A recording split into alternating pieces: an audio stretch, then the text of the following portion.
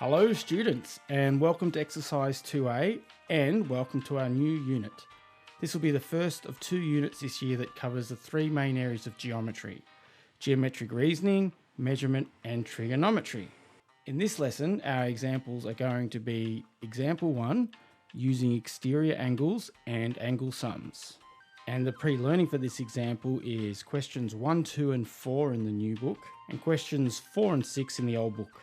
And we have one other example in this lesson, and that's example 2, where we'll be working with regular polygons and parallel lines. And your pre-learning for this example is questions 5 and 6 in the new book, and questions 7 and 8 in the old book. And as I stated earlier, this unit will be covering geometric reasoning, measurement, and trigonometry. While I'm sure much of this lesson will be revision for most of you, it is important that we have a lesson where we make sure that everyone is up to date and we lay out all the key rules and notation for this section of the unit. So get your books, get your cocoa, get comfortable, and I'll see you in the introduction. We all know by now that the definition of an angle is how much we turn from one point, and that we define a full revolution to be 360 degrees. There's no special reason for that, it's just that 360 is a number that's easy to divide many times in many ways, and once upon a time it was thought that there was 360 days in a year.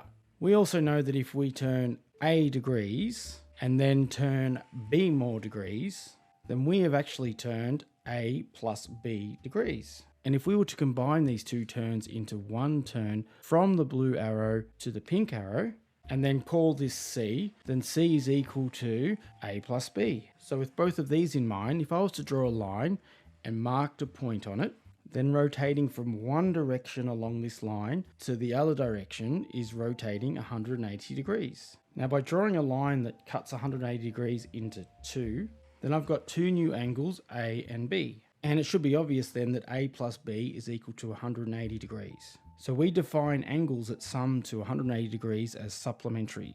And if I were to draw 2 lines that made an angle that is a quarter of a revolution, I would have 90 degrees. Notice how I use a box to signify 90 degrees too. So once again, drawing a line that cuts this 90 degrees into 2, I've got 2 new angles, C and D. And obviously, C plus D equals 90. So we define angles that sum to 90 degrees as complementary. So with some logical reasoning, we can figure out the relationship between all angles at an intersection of 2 lines. First, if I draw the angles A and B, these 2 angles must be supplementary. But if I was to draw another angle C, so that means that A plus B is equal to 180, and A plus C is equal to 180. So that means that B has to equal C. And then drawing a 4th angle D, we can see that A and D are both supplementary with B. So using the same reason that we did to find that B is equal to C, therefore A must also equal D. In fact, this is a rule called vertically opposite angles. So any 2 angles that are opposite of each other at the intersection of 2 lines must be equal to each other and are supplementary to the other angle at the intersection. Another useful fact is that if 2 parallel lines cross another straight line, then they must make the same angles. In other words, if this line makes angles A and B, then a parallel line has to make the exact same angles. Using what we found with vertically opposite angles, we know that the other 4 angles must be A and B as well. And using what we've discovered about parallel lines and vertically opposite lines, we have names for the relationships between these angles. And even though you've seen I've drawn these as parallel lines on the same ruler, to indicate they're parallel lines, we normally draw some arrows on them. Now on the left here, we call these 2 angles alternate angles, and alternate angles are equal. And we call these 2 angles corresponding angles, and corresponding angles are equal. And finally on the right here, we call the 2 inside angles as co-interior angles, and co-interior angles are supplementary. Okay, so there's some pretty cool facts and just a taste of what you can reason with the definitions of just lines and angles. So at this point, no pun intended, it's worth noting that the line segment between points A and B is called AB. And by AB, I mean the points A and B. And if the 2 line segments AB and CD are parallel, then we write it with this symbol. Okay, let's talk about the most fundamental shape, triangles, because you can't have one with any less sides. I'm sure you've heard that triangles have a total of 180 degrees in them. But have you ever wondered why we know that for sure? Well, let's explore one by adding an arrow to it.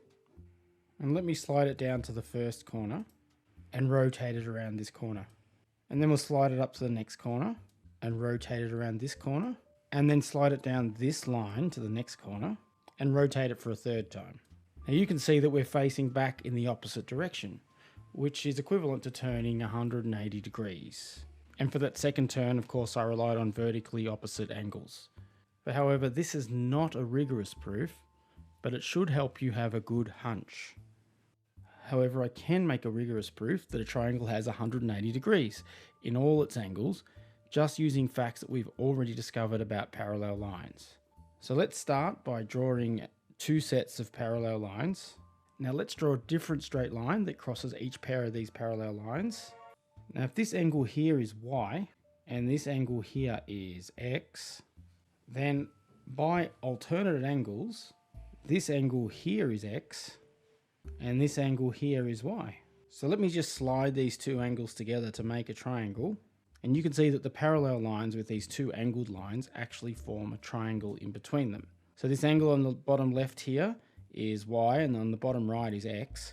So let's just name this angle at the top z. So if I was to draw some angle that covered x, y and z, we just go around one point on a straight line. So that means that x plus y plus z has to equal 180 degrees. And at the same time, the angles in the triangle are also x, y and z. So therefore the entire angle sum of a triangle is 180 degrees. And of course this is true for any triangles. One other thing we can figure out from the triangles is exterior angles. So if I was to draw two straight lines intersecting, then clearly the angles x and a are supplementary. And if I was to draw another line that created a triangle and name these angles b and c, that as x, b and c are all the angles in a triangle, they must sum together to 180. And let me just note that this one is supplementary and this one's the angle sum of a triangle. So if x plus a equals 180 and x plus b plus c equals 180, that means that b plus c has to equal a. Alright, so let's extend what we know about the angle sum of triangles to figure out the angle sum of any polygon. Let's pop over to GeoGebra and have a look at some angle sums. Okay, so starting with a triangle, our three-sided polygon, we can see that it's got 180 degrees as its sum. Then if we move our slide to 4, we can see we have 360 degrees. And 5 makes 540 degrees. And 6, 720 degrees. Okay, so hopefully you can see that every time I add an extra side to my polygon, the angle sum goes up by 180. And this is true all the way up to 30, which almost looks like a circle, right? Okay, let's go back to our OneNote and discuss this a little more. So let's start with what we know, and that is that a triangle has 180 degrees. So both of these triangles have 180 degrees each. In other words, a plus b plus c equals 180, and x plus y plus z equals 180. Now if I was to push these triangles close together, I would end up coming up with a shape that looked like this. And clearly this angle is c and this angle is y, but adding our angles together I know that this angle is b plus x and this angle here is a plus z. So to figure out what the total sum of c plus a plus z plus y plus b plus x is, we'll just have to rearrange them. So if I move my a to the front and the b to the second, I'm going to end up with a plus b plus c plus x plus y plus z. Well, that's clearly equal to 180 plus 180, which is equal to 360. And if I was to draw the five-sided polygon, which is called a pentagon, then I could also represent this as three triangles. And as each triangle has 180 degrees, this means that our pentagon has 3 times 180 degrees, which is 540 degrees. And does this pattern continue? Well, yes it does. So it turns out that every time we draw a triangle on one side of a polygon, we add 180 degrees. we add 2 sides and remove 1. And so far we've seen that a 3-sided polygon has 180 degrees. A 4-sided shape, i.e. quadrilateral, has 360 degrees. A 5-sided shape has 540. And a 6-sided shape would have 720 degrees. So I can rewrite this pattern by saying that a polygon with n sides has n minus 2 times 180 degrees as its angle sum. So this is another reason why triangles are the most fundamental shape. We build all other shapes from triangles.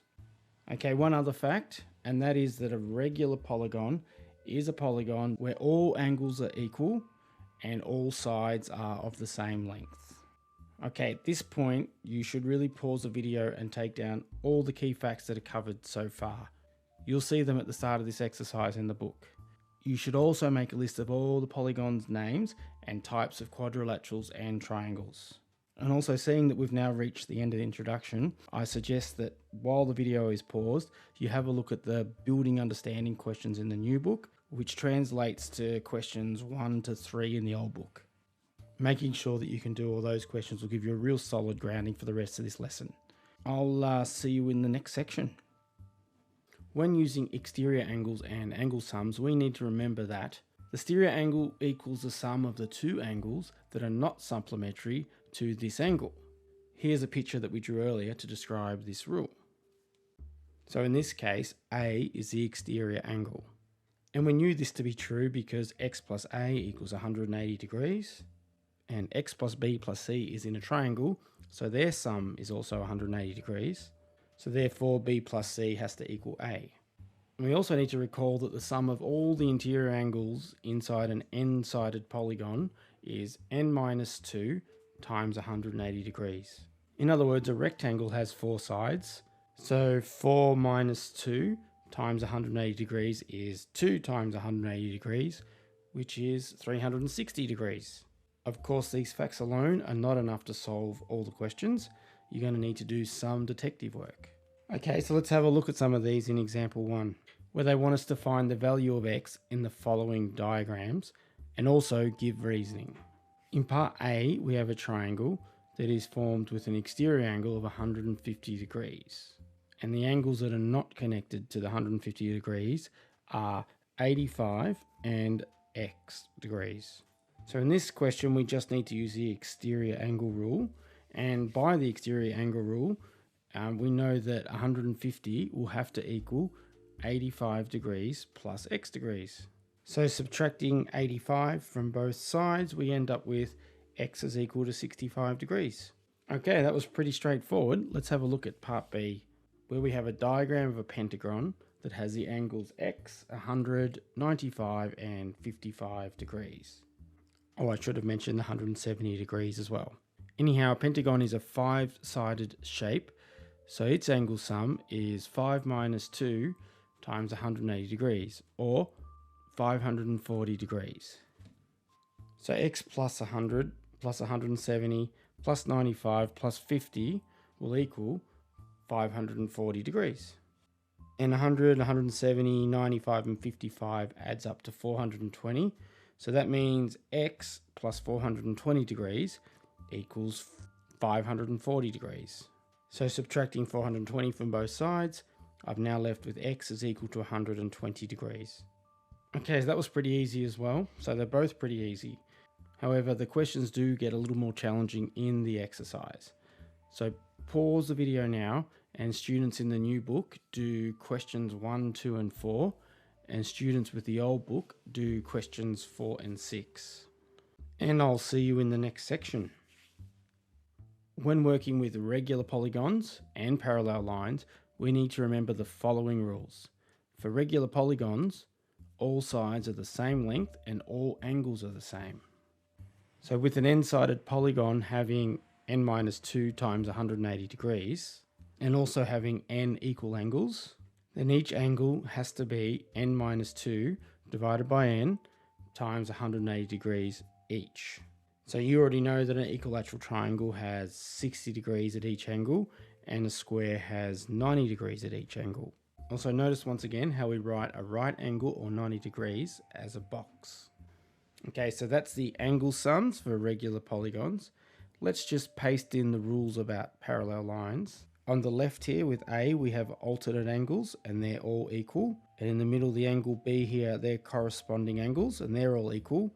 And over here with the orange writing on the right, A and B are supplementary and they're called co-interior angles. But just as I said before, and in fact it's more important in this section, you're going to need to do some detective work. Alright, let's try out some of our new skills and tools with example 2, where we're going to need to find the following. In part A, the first following is one of the angles of a regular hexagon, which I don't trust myself to draw accurately, so I'm just going to paste that in here. And let's mark in angle A. So we know that a hexagon has 6 sides, so its angle sum is 6 minus 2 times 180 degrees, which is equal to 4 times 180 degrees, which is 720 degrees. But because we've got a regular 6-sided shape, then each angle is going to equal that 720 degrees divided by 6, which is just 120 degrees. And we could have just used the rule I stated earlier, which was n minus 2 over n times 180 degrees. And when n is equal to 6, that's just 4 over 6 times 180 degrees. Or when simplified is 2/3 of 180 degrees, which is 120 degrees. So luckily they work out the same. Alright, in part B, we've got to work with this following diagram. Now we can see that these two lines are parallel, and we can see that we have these angles 25 and 140 degrees. Now I'm going to copy this picture again because there's 2 ways I can think of solving this. First, I'll do it exactly the same way that they've done that in the textbook. And in their method, step 1 was to draw another line that's parallel to the 2 other parallel lines. Oh, I should mention that we're looking to find this angle A. And back here on the first one, if I mark in this angle C and this angle D, I know that B plus C has to equal A. And with this parallel line, C is an alternate angle to 25 degrees. So C has to be equal to 25 degrees. And because B is co-interior with 140 degrees, that means it's supplementary. So B plus 140 equals 180 degrees. Subtracting 140 degrees from both sides, we get B is equal to 40 degrees. So B plus C is equal to 40 plus 25, or just 65 degrees. The other method I can think of requires me to draw a perpendicular line to the 2 parallel lines that perfectly kisses that intersection where A is. And if I mark in these angles B and C here, we can see that B plus A plus C equals 180 degrees. So A is equal to 180 minus B plus C. So if I add the supplementary angle to 140, we can mark in 40 degrees here and see that this is a right angle triangle. So C plus 40 has to equal 90 degrees. And looking in the other triangle, B plus 25 has to also equal 90 degrees because it's also inside a right angle triangle. Therefore C is equal to 50 and B is equal to 65. So A must be equal to 180 minus 65 minus 50 degrees, which is the same as saying 65 degrees. Therefore A is equal to 65 degrees. And we've demonstrated that in 2 different ways. So this should prove to you that if you follow sound logic and the rules, that there's many ways to skin a cat. But make sure you do your detective work and be logical. Okay, let's pause the video now and do 5 and 6 in the new book and 7 and 8 if you have the old book. And when you come back, we'll summarize this lesson. So please make sure you write down all the rules and refer to them before you start. Then you can make sure that you're a logical detective if you're going to be creative. And by the completion of this lesson, you'll be successful if you have reviewed the names of types of angles and the names and properties of angles in parallel lines.